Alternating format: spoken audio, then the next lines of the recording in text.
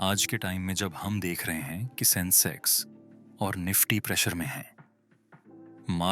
Market recent highs से नीचे आई ही हैं और रुपए में भी वीकनेस दिख रही है, तो नेचुरली रिटेल इन्वेस्टर्स के मन में डाउट और फियर दोनों क्रिएट होता है। इसी कंफ्यूजन को क्लियर करने के लिए आईपीओ विद प्रॉफिट चैनल पर हम मार्केट के हर फेज को सिर्फ हाइप या पैनिक के एंगल से नहीं, बल्कि अंडरस्टैंडिंग और लर्निंग के एंगल से देखते हैं। बहुत से लोग सोचने लगते हैं कि क्या मार्केट क्रैश शुरू हो गया है, ये सही टाइम है मार्केट से निकलने का या फिर इन्वेस्टिंग बैंड कर देनी चाहिए। लेकिन मार्केट का ऊपर नीचे होना कोई अनयूजुअल चीज नहीं है।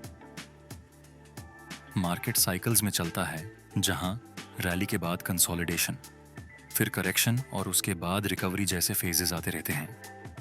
जब मार्केट ऑल टाइम हाई या उसके आसपास होता है, तब प्रॉफिट बुकिंग आना बिल्कुल नॉर्मल होता है, खासकर उन इन्वेस्टर्स के लिए जो शॉर्ट टर्म में ऑलरेडी अच्छा रिटर्न बना चुके होते हैं।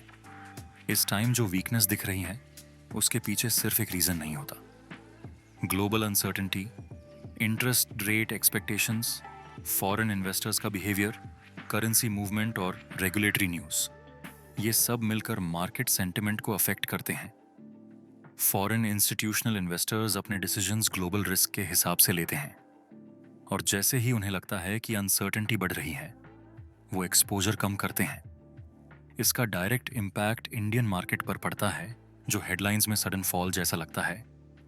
आईपीओ विद प्रॉफिट पर हम हमेशा ये पॉइंट क्लियर करते हैं कि हेडलाइंस और रियलिटी में डिफरेंस होता है, और रिटेल इन्वेस्टर्स को रिएक्शन देने से पहले कॉन्टेक्स्ट समझना चाहिए। रुपए की वीकनेस को लेकर भी काफ़ी मिसअंडरस्टैंडिंग होती है। जब रुपए डॉलर के अगेंस्ट नीचे जाता है, तो लोग अज्यूम कर लेते हैं कि इकोनॉमी वीक हो रही है, या मार्केट के लिए ये बहुत नेगेटिव सिग्नल है। जबकि रियलिटी में currency movement, global dollar strength, capital flows और मैक्रो इकोनॉमिक साइकिल से जुदा होता है।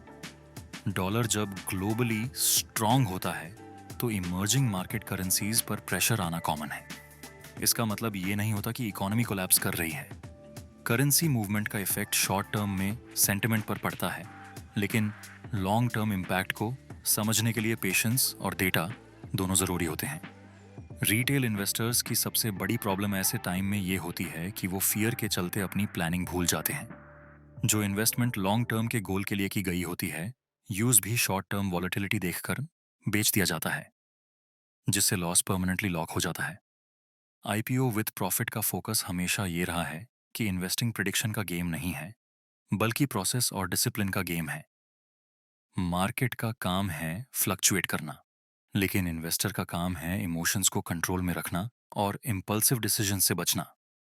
Social media tips, random opinions और गारंटीड रिटर्न जैसे क्लेम्स ऐसे वॉलेटाइल फेज में सबसे ज्यादा डेंजरस होते हैं। ऐसे एनवायरनमेंट में सबसे हेल्थी अप्रोच ये होती है कि इन्वेस्टर अपने गोल्स, रिस्क कैपेसिटी और टाइम होराइजन पर फोकस करे।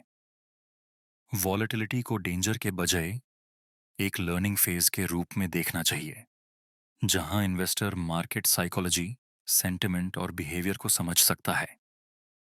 मार्केट हमेशा स्मूथ नहीं होता, लेकिन जो इन्वेस्टर पेशेंस, अंडरस्टैंडिंग और डिसिप्लिन के साथ चलता है, वही लॉन्ग टर्म में सर्वाइव करता है। ये वीडियो किसी भी तरह का स्टॉक टिप, रिकमेंडेशन या फाइनेंशियल एडवाइस नहीं है, बल्कि सिर्फ एजुकेशनल पर्पस के लिए है, ताकि करंट मार्केट सिचुएशन को कामली और लॉजिकली समझा जा सके, बिना फियर और हाइप के। और ये कंटेंट पूरी तरह यूट्यूब के गाइडलाइंस के अंदर है।